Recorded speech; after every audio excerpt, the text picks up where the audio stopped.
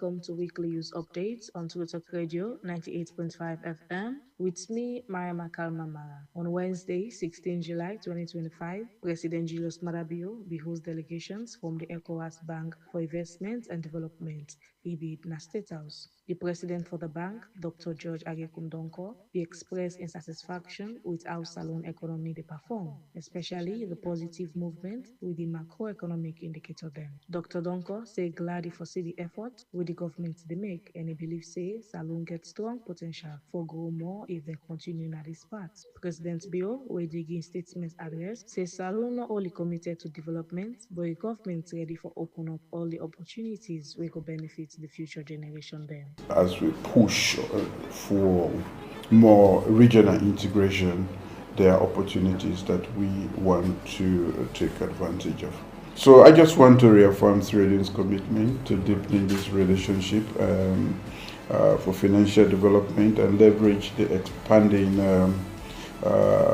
resource base and everything that you have, the other networks that you can bring for the future of our children and for West Africa. The potential is great, but the potential is not what counts. It is what you do with the potential. And the bank is a great instrument in changing that potential to deliverables for our people. On Thursday, 17 July 2025, the Bank of Salone don pull one notice we say all bank and financial institutions there for begin use National Identification Number (NIN) na all their operation. This notice come 2 years after the first notice with the central bank be get with all the people there in the financial sector. NIN na one special number with the National Civil Registration Authority (NACRA) they give to all citizens for identify them properly. According to wetin the Bank of Salone say, this new rule go help for know the identity of customer them, make financial system clean, fight against fraud, build strong digital money system inside the country. And all man we open bank accounts need for get the NIN. Business people themselves for go get a tax identification number (TIN) from the National Revenue Authority (NIA).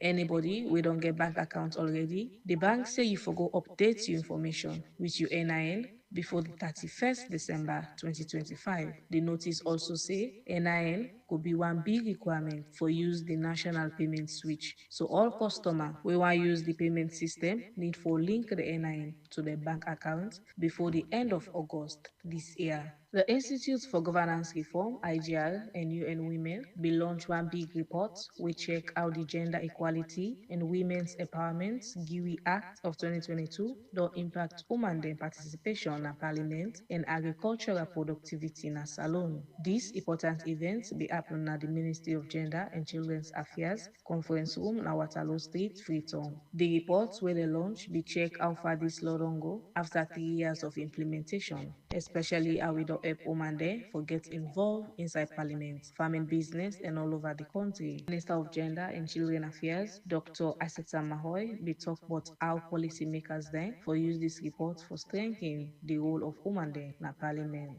Okay, first, anytime when it's when say there's a research, when actually address a certain topic area, I think in the first place you need to check how does this benefit me? How this will benefit me?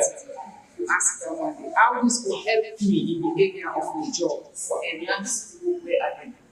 Then they look at it. So for we primarily this report targets the Ministry of Gender and Children's Affairs. Another one where it targets also the legislative arm of government and parliament, then also the Ministry of Agriculture. One, I think if we all take this report in good faith, it will be for everyone. One, because it gives some direction, directives on how to move forward. What are the recommendations that are there? How to help implement recommendations. So I can say, in fact, all three institutions then need for they need to see how we will bring the ideas together for help for support for policy. One, women can continue to get better use in agriculture. Two, waiting to lead to that needs because they get support where they be to them.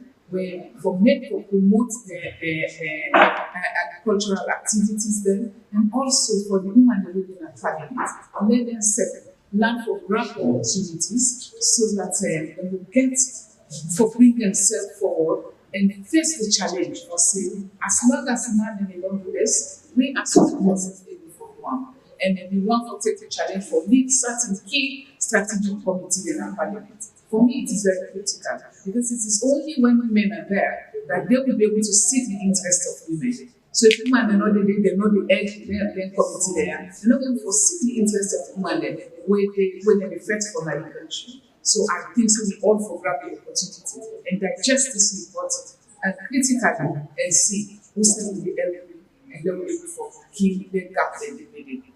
I was saying in my opening statement, it's critical for UN women to be part of this study because we just want to ensure that international laws that governs, international laws and treaties are investigated and implemented. So this study for us is an eye opener, which we definitely would like key policymakers to engage on and see how they can work in terms of addressing the key issues that have been laid out. Attendance is one. Secondly, how can we put more women in strategic positions? Because having women there makes that difference. National Revenue Authority (NIA) na the government office where they collect all the revenue for government na salon. They get the mandate for make revenue collection better, increase transparency, loss of government money. To Talk Radio, we go interview some citizens na the state of return for how them feel say NIA for use the taxpayers the money for develop the country. We watch. na good thing if they dey use am well. Like for some other countries dem, like America and some other African countries dem, like Uganda, wey dem dey use dem tax well for develop dem country, more especially for side wey the country get lapses. In case of transparency, if we government dey transparent to we like how dem dey use we taxes, complain no go dey. Then another problem, like what we hearing over radio, when Makituma they will complain say the taxes they too high for them and it's too much. So if you want the government and NRA to meet them, I want for make the people then see the tax where they pay so that they nobody complain because right now team more now for the Makituma, the people then they suffer money at forget. More especially now Wataki where they come for make them clear them load them, it's too expensive. So Papa government, NRA, please, yeah, una look for the poor one them. And what you need to say, the poor one and the rich man, they pay the same tax. Yeah, me they pay. May the poor one they own they use scandal. Yeah, the poverty is too much. Well, as we know, NRA always dey collect taxes in the country. And taxes and they're very key because one, then go add to the development of the country in several ways, but few are the name. One, we also talk about infrastructure. If NRA get our taxes in the country, that money they will go able to use and for even make road at the country. Not only road, also building them where they bring good development at the country, like university then, also for Bilan, also coming, like what they talk about a coming, so then we're able to employ even young people then at the end of the day, then back will able to live their life fine. So then taxes then they are very important and the money then who they collect, who NRA they collect, very much important because it will bring great development at the country if they use them wisely. What me know for NRA accounting? Yeah, what me know. NRA there's a National Revenue Authority. National Revenue Authority, to me understanding, are responsible for take and collect taxes on behalf of government. And we know government now they take care of some of the primary responsibilities of all the citizens when it comes to good drinking water, good roads, and other amenities where government need for provide for its citizens. So as NRA, we're not then responsible for collecting tax them. What do they expect from them, or what do they expect from government? For government use their money then they for the benefit of the people. Like one, for provide for clean drinking water, good roads, good housing facility, if in case government want to invest in that. So now some of the things they expect from government. Because if government invests in them things and they say good drinking water, that itself will give back government another revenue. Good roads, network, all them things they need to go back at the government cover, because if you provide good road network, that will facilitate the trade condition of the country. That will boost the trade conditions and make sure say the citizens live well. Good electricity facility, like now, so with the electricity business is not day up because of now, like with the region with the suffer of low voltage. If government invest into them and they pay tax for them and the government for invest and then they all. Well, Fambu, now we go end with the weekly news update. Good evening. This is Anne-Marie Abiabo with your True Talk International News Update. Let's take a look at some of the key stories making headlines around the world today. We begin in South Korea, where Samsung's leader has been cleared of long-standing fraud charges. South Korea's top court has upheld a not guilty verdict for Samsung's de facto head, Lee Jae-young, ending a years-long legal battle over a controversial 2015 merger. Prosecutors had accused Lee of inflating the value of one subsidiary to strengthen his succession at the top of the family-run tech giant. A strategy they said involved stock and accounting fraud. The Supreme Court disagreed, ruling that the merger between Samsung C&T and Samsung Biologics was lawful. It's a major relief for Samsung, which has been navigating global competition and internal uncertainty. Business groups have welcomed the ruling, saying it paves the way for faster decisions at the helm of one of South Korea's most influential companies. South Korea's top court has cleared Samsung chairman J.Y. Lee in a long-running fraud case. Thursday's verdict upheld an appeals court ruling dismissing all charges in the case connected to a 2015 merger between two of the firm's affiliates. Prosecutors had said the $8 billion deal was a maneuver to cement Lee's control of the tech giant. They accused him of accounting fraud and stock manipulation. Now the Supreme Court ruling ends years of legal distraction for the company boss, who had faced mounting questions over his ability to lead the group. Analysts said that should be a positive for Samsung, which is playing catch-up in the global race to develop cutting-edge AI chips.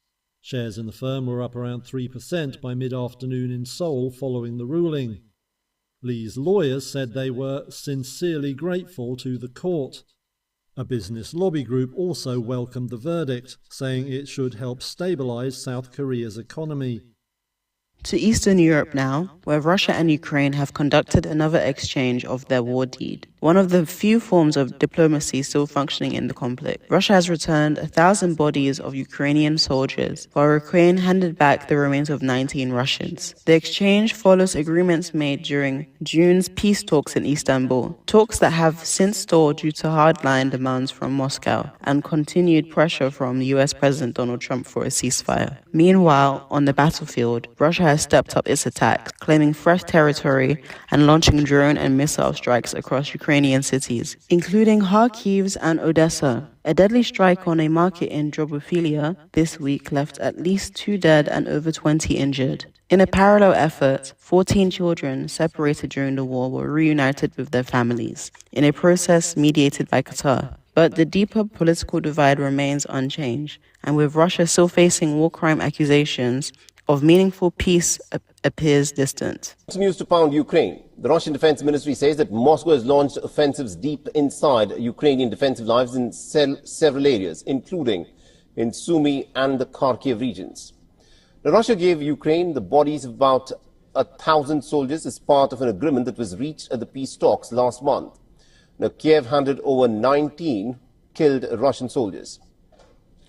The 2 rounds of negotiations in Istanbul between Moscow and Kiev have failed to result in any progress towards a ceasefire. instead yielding large-scale prisoner exchanges and also deals to return the bodies of the killed soldiers. In Taiwan, war drills have brought daily life to a standstill, but only for 30 minutes. The capital, Taipei, came to a surreal halt this week during a large-scale air raid drill, stimulating a missile attack. Sirens blared, vehicles stopped mid-street. Civil defense volunteers guided people into basements and shelters. The exercise is part of the government's annual Han Quan military simulation, but this year it felt more real than ever. Russia's invasion of Ukraine and increasing tensions with China have heightened fears of a future conflict. Taiwan's government has doubled the length of its national defense drills and is encouraging citizens to prepare evacuation plans, recognize sirens, and download shelter map. One resident told local media, "The sirens remind us that war is always a possibility. You can't ignore it anymore."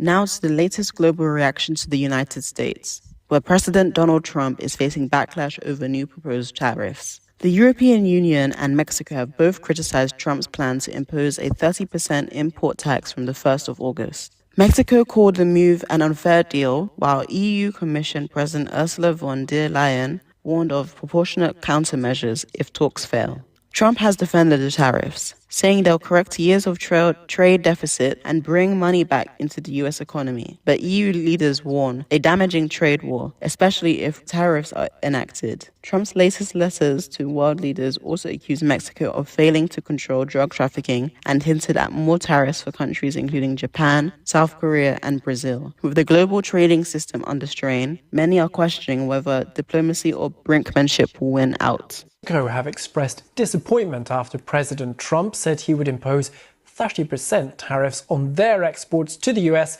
from August. The president of the European Commission, Ursula von der Leyen, posted on social media saying a 30% tariff on EU exports would hurt businesses, consumers and patients on both sides of the Atlantic.